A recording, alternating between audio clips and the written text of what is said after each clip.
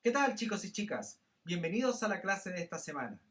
Soy el profesor Vladimir Molina y les doy una cordial bienvenida a mi canal Pasión por el Saber.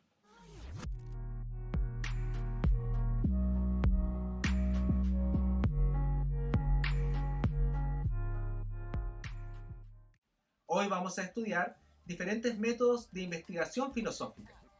Estos métodos son de suma importancia porque a través de ellos podemos alcanzar algún tipo de conocimiento, encontrar alguna verdad o lograr fundamentar la validez de alguna de nuestras afirmaciones. Pues bien, vamos a ello. Nuestro objetivo consiste en identificar los principales métodos o herramientas que tiene la filosofía para alcanzar algún tipo de verdad. En primer lugar, vamos a analizar el concepto de método, cuál es su raíz etimológica y cómo nos aporta para alcanzar algún tipo de conocimiento. Luego, examinaremos 5 tipos de métodos que son utilizados en la filosofía y que de manera transversal participan en toda investigación. Cabe aclarar que aquí no analizaremos los métodos que cada disciplina establece en su investigación particular. Por ejemplo, el método analítico, trascendental o fenomenológico no serán abordados aquí porque para ellos dedicaremos una sección particular más adelante. En primer lugar tenemos el concepto de método. Método está compuesto por la palabra griega meta y la palabra griega odos. La palabra meta refiere a aquello que está más allá, al lado o a continuación de eso de lo que estamos hablando. En este caso, odos, que significa camino, es precisamente la vía, el trayecto para encontrar, alcanzar algo que está más allá de ese camino.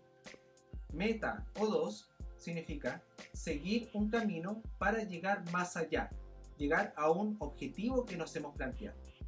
El camino es la vía, los pasos, la estructura que nosotros seguimos para alcanzar ese objetivo, esa meta, eso que está más allá, que es lo que sigue a continuación una vez que hemos finalizado el camino.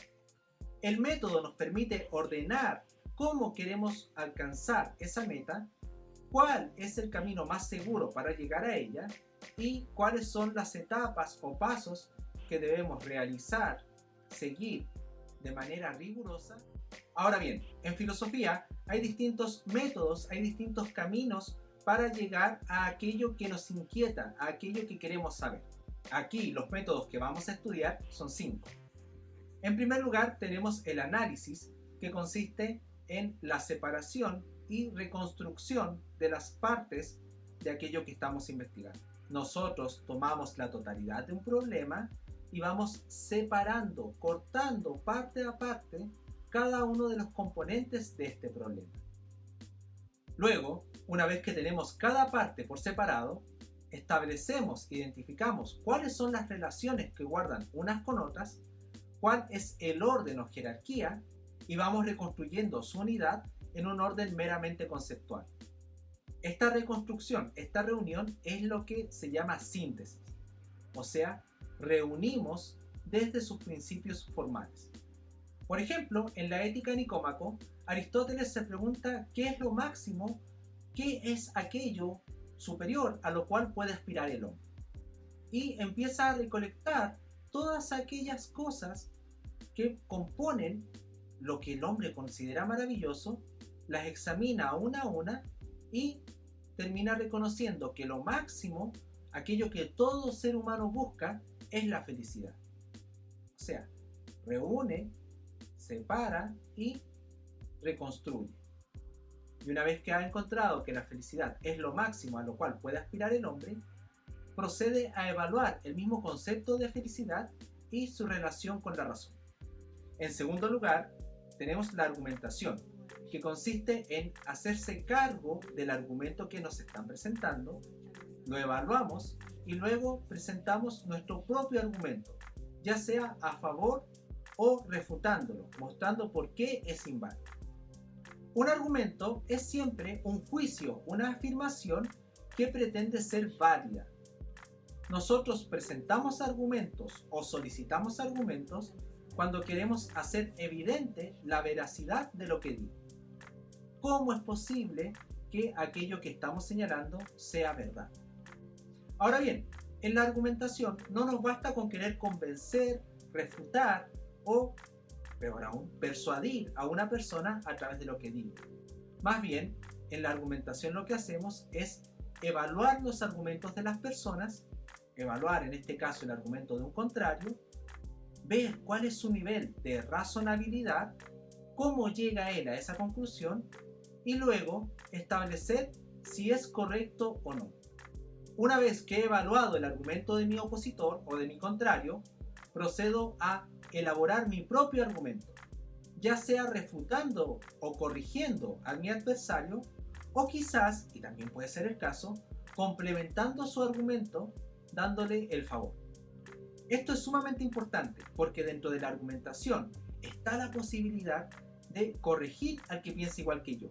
En muchos casos, nosotros podemos pensar lo mismo respecto a un tema, pero el camino que hemos seguido para llegar a esa conclusión puede no haber sido el adecuado. Por eso es importante evaluar estos argumentos. Por ejemplo, Descartes, cuando se pregunta por qué la matemática es una ciencia exacta, argumenta a favor de la solidez de esta disciplina. Pero luego presenta un nuevo argumento que cuestiona la misma posibilidad del conocimiento.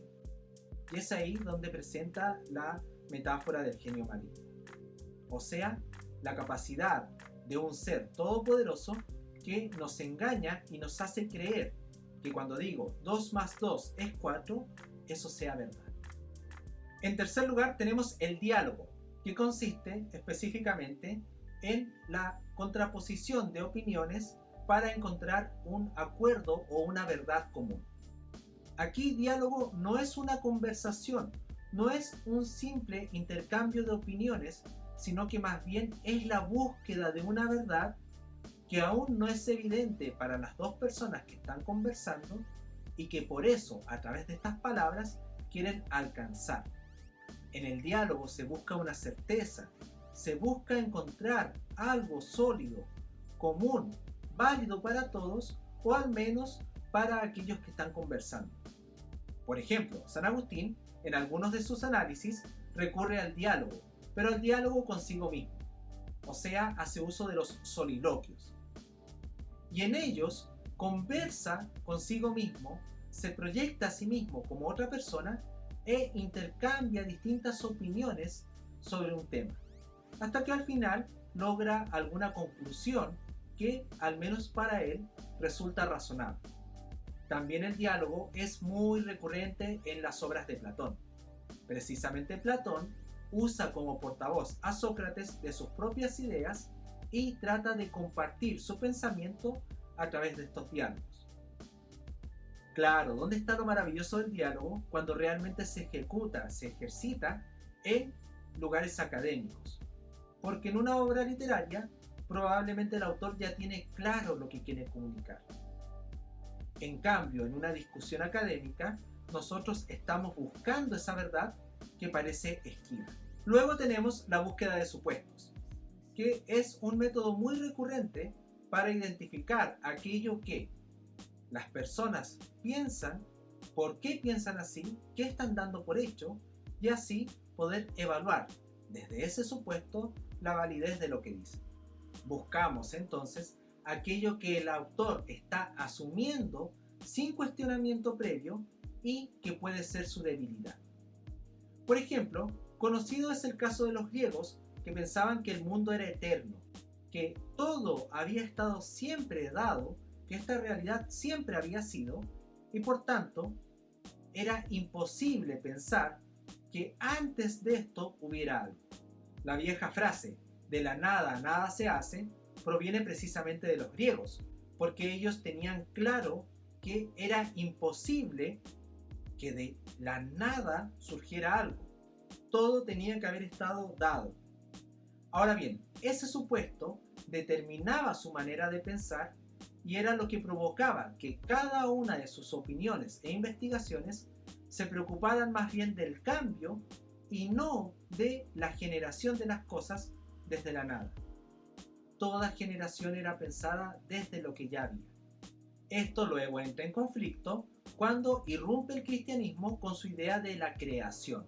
La creación es también un supuesto que el cristianismo asume como un elemento constitutivo de lo que creen y por tanto no se cuestiona. Aquí hay un contraste. Los griegos pensaban que el mundo era eterno y eso no era cuestionable. Lo absurdo era precisamente pensar lo contrario.